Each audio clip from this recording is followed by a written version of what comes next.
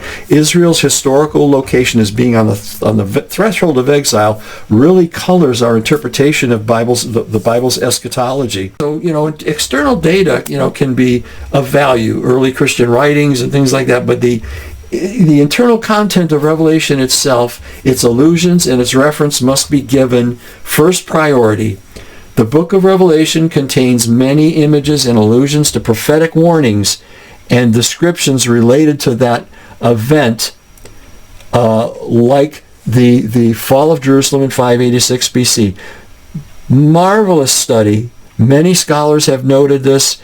The example of the book of Ezekiel, the prophet Ezekiel, and the book of Revelation. Now, I'm just going to offer you just a scant picture of this, but there is a long list here that I would encourage you to take a look at and research. I go into it I don't go into great depth in the book, but I give you some examples.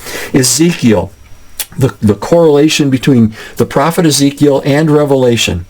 Ezekiel was a pre-exilic prophet. Now that means that he prophesied before and actually during the exile of Israel. And so Ezekiel was a prophet during that time to Israel, warning them of the coming pending destruction of their city and their temple by the Babylonians.